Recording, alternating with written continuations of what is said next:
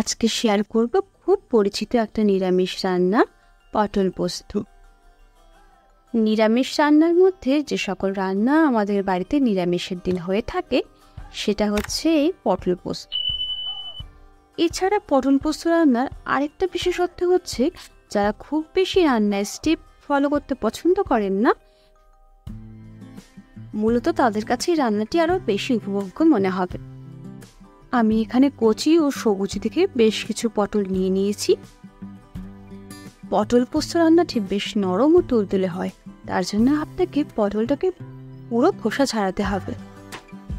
আর নুন, হলুদ তথা পোস্ত ঢোকার জন্য পটলের গায়ে আপনাকে হালকা হালকা অসংখ্য ছিঁড়ে দিতে হবে।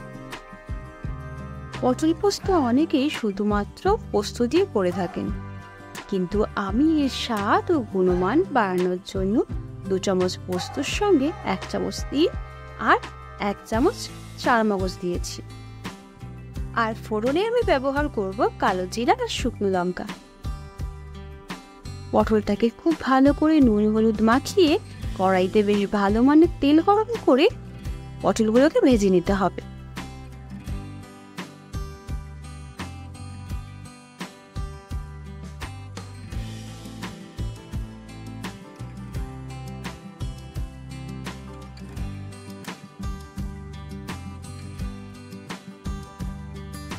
এই সময় পটলটাকে ঢেকে ভাজতে যাবেন না, তবে পটল এখানে কুপোকাত, পোস্তদের ব্যাপারটা ঠিক জমবে না।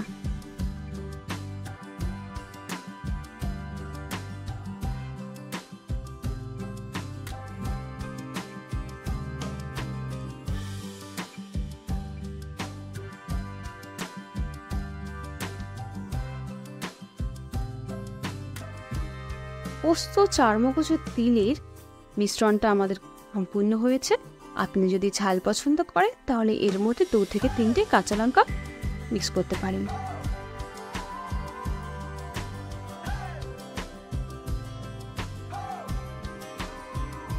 পোস্ত বাটা তৈরি করতে করতেই আমাদের পটল ভাজা হয়ে গেছে। এই পটল ভাজাগুলো তুলে এরপর ওই তেলের মধ্যে কালো জিরা, লঙ্কা ফোড়ন দিয়ে দেব। ফোড়নের পরপরই বাটা মশলাটা দিয়ে দেব এবং 10 মিনিট মতো কষাবো।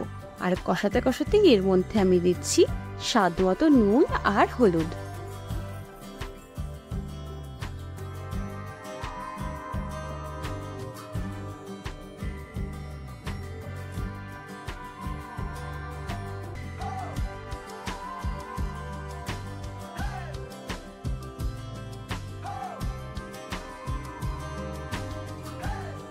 দশ মিনিট পর ভেজে রাখা পটলগুলো দিয়ে আরও 3 মিনিট নাড়াচাড়া করে 500 গ্রাম মতো জল দিয়ে দেব।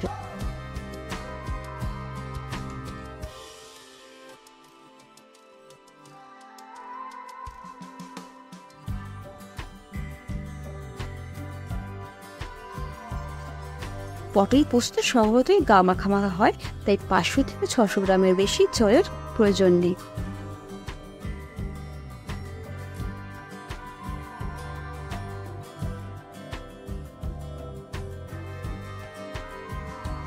শুধু পোস্ত ছাড়া তিল ও চারমগজের সংমিশ্রণে এভাবে পটল পোস্ত একবার বানিয়ে দেখুন, আশা করছি আপনাদের ভালো লাগবে।